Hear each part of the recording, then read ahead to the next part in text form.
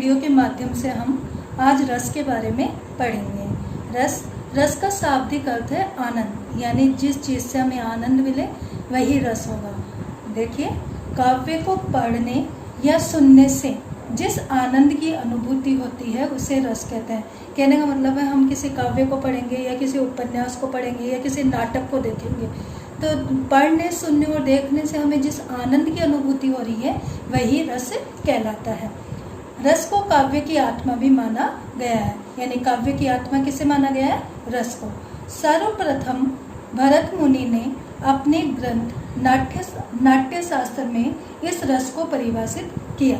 कहने का मतलब है कि सर्वप्रथम जो रस की परिभाषा दी वो भरत मुनि ने दी, और भरत मुनि के जो ग्रंथ का नाम था वो है नाट्य शास्त्र। आचार्य विश्वनाथ ने अपने ग्रंथ साहित्य दर्पण में काव्य की परिभाषा के अंतर्गत लिखा कि वाक्यम रसात्मक काव्यम, यानी कहने का मतलब यह है कि रस युक्त वाक्य ही काव्य है। तो जो आचार्य विश्वनाथ थे उनके ग्रंथ का नाम था साहित्य दर्पण। तो साहित्य दर्पण में उन्होंने काव्य की परिभाषा लिखा, और काव्य की परिभाषा में भी उन्होंने रस को क्या माना? उचित माना। कहने का मतलब है कि जो रस युक्त रचना है वही काव्य है। रस के मुख्य रूप से 4 अंग होते हैं। पहला, स्थायी भाव। सहृदय के हृदय में जो भाव स्थायी रूप से विद्यमान रहते हैं उन्हें स्थायी भाव कहते हैं। कहने का मतलब यह है कि जो स्थायी भाव है वो सहृदय यानी आश्रय के हृदय में स्थायी रूप से स्थायी रहते हैं, यानी वो पहले से ही वहाँ विद्यमान होते हैं। प्रत्येक रस का एक स्थायी भाव होता है। रस के भेद के आधार पर स्थायी भावों की संख्या 11 मानी गई है, यानी हम कुल 11 रस पढ़ेंगे और 11 रस के प्रत्येक का एक स्थायी भाव होता है, तो रस के आधार पर स्थायी भावों की संख्या भी 11 मानी गई है। दूसरा है आपका विभाव। स्थायी भाव का जो कारण होता है उसे विभाव कहते हैं। विभाव के 2 भेद होते हैं। पहला है आपका आलंबन विभाव, दूसरा है उद्दीपन विभाव। अब हम आलंबन विभाव के बारे में पढ़ेंगे। आलंबन विभाव जिसके प्रति स्थायी भाव उत्पन्न होता है उसे आलंबन कहते हैं, यानी जिसको देखकर हमारे मन में स्थायी भाव उत्पन्न होते हैं उसे हम आलंबन कहते हैं। आलंबन के भी 2 भेद होते हैं, यानी आलंबन के 2 भेद माने गए हैं। पहला है आश्रय आलंबन या विषयालंबन। आश्रय आलंबन में यानी आश्रय जिसके मन में भाव जगे वह आश्रय होता है, यानी जिसके मन में भाव प्रकट होता है वो आश्रय कहलाता है। विषयालंबन में विषय जिसके प्रति या जिसके कारण भाव जगते हैं वह विषय कहलाता है, यानी जिसके प्रति या जिसको देखकर हमारे मन में भाव जगते हैं वो विषय कहलाता है। जैसे राम के मन में सीता के प्रति भाव जगता है तो राम आश्रय व सीता विषय होगी, यानी राम के मन में सीता को देखा और राम के मन में जो भाव आए तो राम तो हो गया आपका आश्रय, और सीता को देखकर भाव आए तो वो हो गया आपका विषय। दूसरा आपका उद्दीपन विभाव। जिन वस्तुओं या परिस्थितियों को देखकर स्थायी भाव उद्दीप्त होने लगता है उसे उद्दीपन विभाव कहते हैं।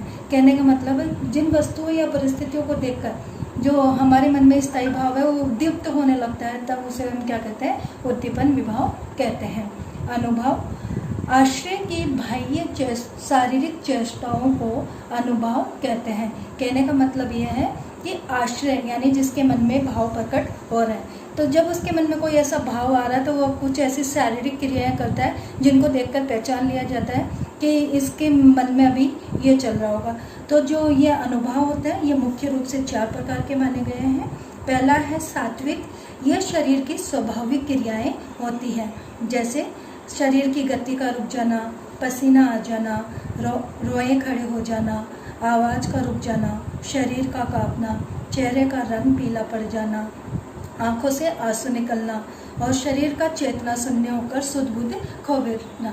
तो ये अनुभव के अंदर सात्विक अनुभव कहलाता है। और उसी प्रकार दूसरा है आपका कायिक अनुभव। ये शरीर के अंगों की कृत्रिम चेष्टाएं होती हैं, जैसे मारने के लिए हाथ उठाना या हाथ को नीचे कर लेना। अगला है मानसिक अनुभव। ये मन की वृत्ति से उत्पन्न होते हैं, जैसे खुशी। अगला है अपना आहार्य। तो आहार्य होते हैं कृत्रिम वेशभूषा, यानी कृत्रिम वेशभूषा को देखना और पहचान लेना, जैसे किसी भी तरह की कृत्रिम वेशभूषा धारण कर लेना, तो उस समय जो भाव आएंगे वो कहलाएंगे हमारे आहारीय अनुभव। तो अनुभव के मैंने आपको 4 प्रकार बता दिए। अगला है हमारा संचारी भाव। थोड़े समय के लिए उत्पन्न होने वाले भाव संचारी भाव कहलाते हैं। संचारी भाव पानी के बुलबुले के समान होते हैं, जो थोड़ी देर के लिए उठते हैं और फिर नष्ट हो जाते हैं। कहने का मतलब है कि संचारी भाव जो होते हैं स्थायी भाव को थोड़ी देर के लिए उद्दीप्त करके चले जाते हैं, यानी स्थायी भाव को और ज़्यादा प्रबल शक्ति देकर वो गायब हो जाता है। कहने का मतलब है जिस प्रकार पानी का बुलबुला थोड़ी देर के लिए बनता है और फिर थोड़ी देर बाद वो क्या हो जाता है, नष्ट होता है, उसी प्रकार संचारी भाव भी हृदय में थोड़ी देर के लिए उत्पन्न होते हैं और नष्ट हो जाते हैं। संचारी भावों की संख्या 33 मानी गई है। अब हम रस के भेद के बारे में पढ़ेंगे। तो रस की परिभाषा समझ में आ गई होगी, रस के अंग समझ में आ गए होंगे।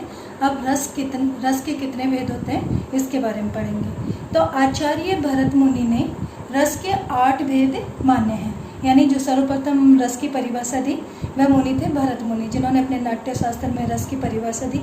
तो भरत मुनि ने सर्वप्रथम रस के कितने भेद माने, 8 भेद माने। परंतु बाद के आचार्यों ने शांत, वात्सल्य और भक्ति को भी रस माना। तो भरत मुनि ने 8 माने, बाद में 3 रस और माने गए। तो 3 रस और माने गए, वो है शांत, वात्सल्य और भक्ति।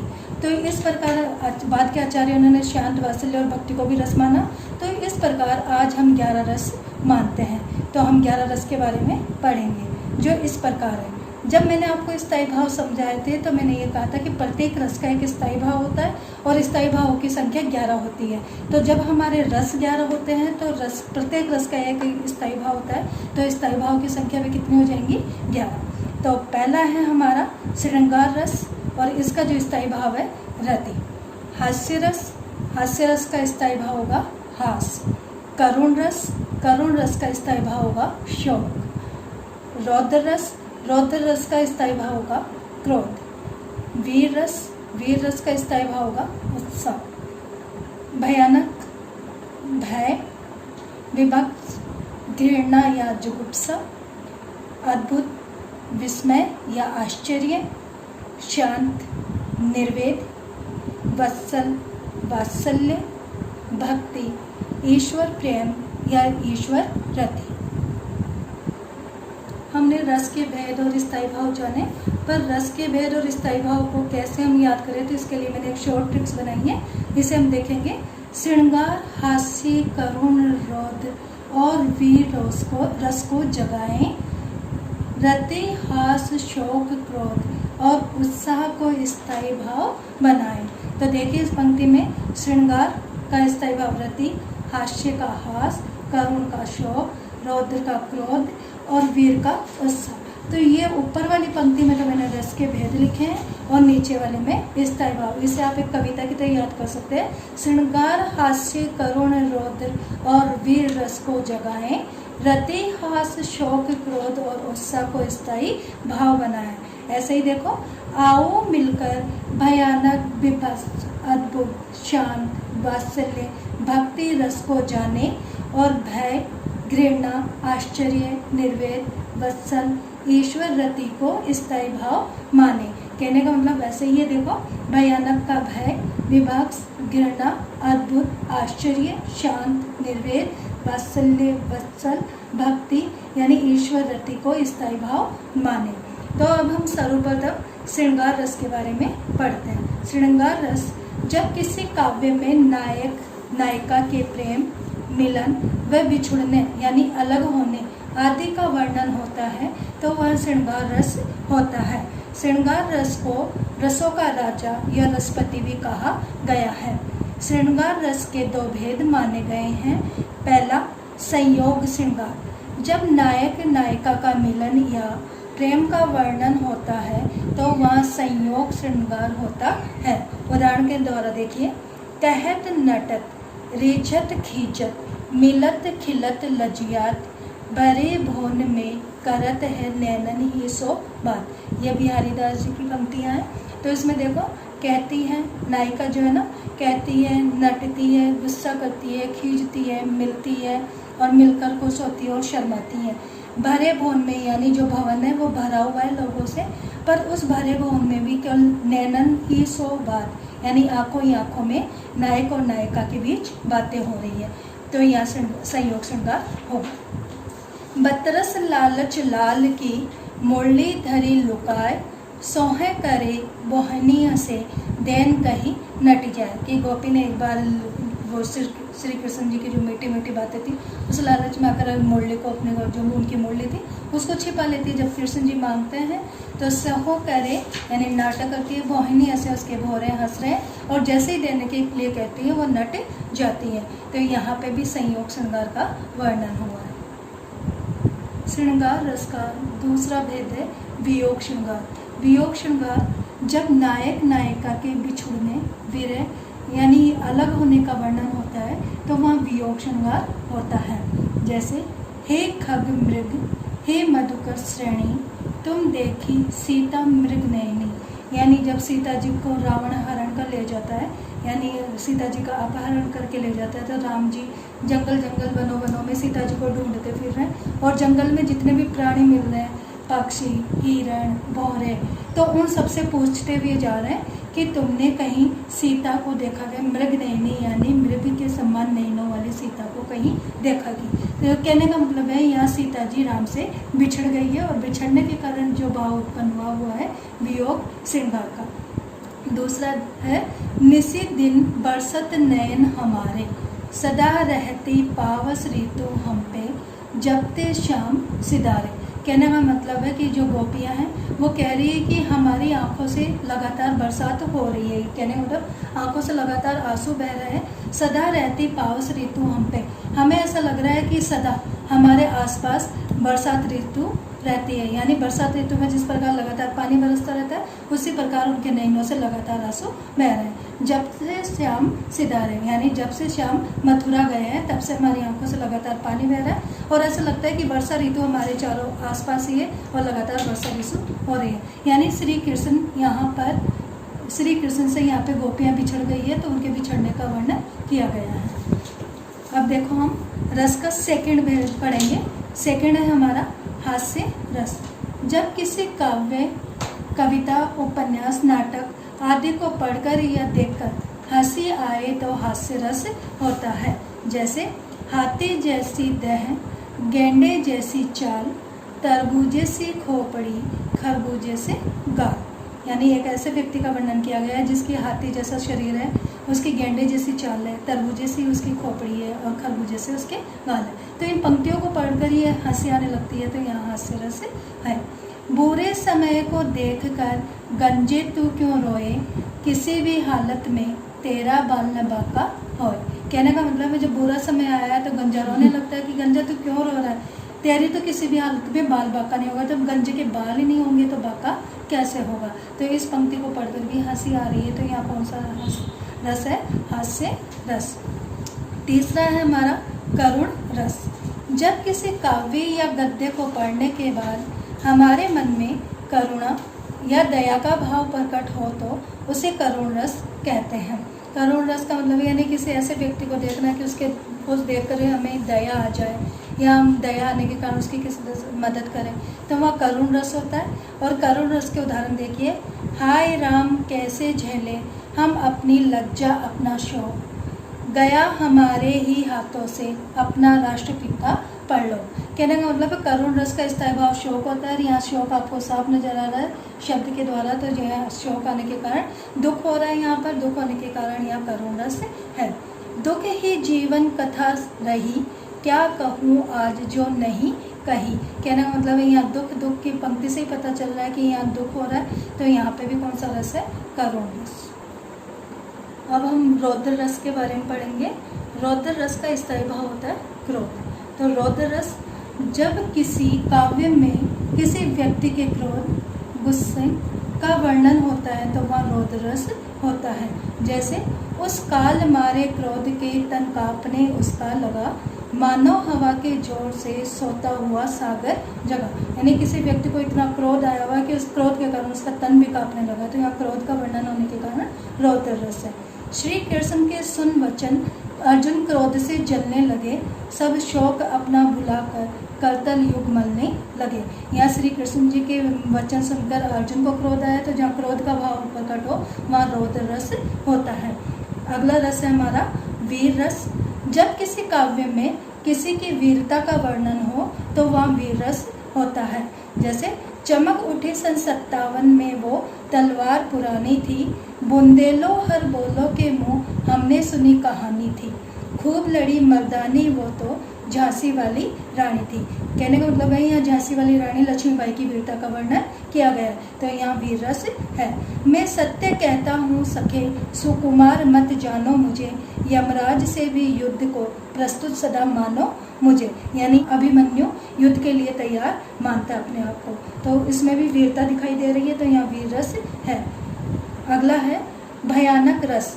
जब किसी काव्य को पढ़कर मन में भय डर का भाव उत्पन्न हो या किसी के भयभीत होने का वर्णन हो तो वहाँ भयानक रस होता है। जैसे लंका की सेना कपि के गर्जन रव से कांप गई, हनुमान के भीषण दर्शन मात्र से विनाश ही भाप गई। यानी हनुमान जी का भीषण रूप देखकर यहाँ जो लंका की सेना है वो डर गई। आज बचपन का कोमल गात, जरा सा पीला पात, 4 दिन सुखद चांदनी रात और फिर अंधकार अज्ञात। यानी यहाँ भी डर का भाव प्रकट हो रहा है, तो यहाँ भी है भयानक रस। अब हम विभत्स रस के बारे में पढ़ेंगे।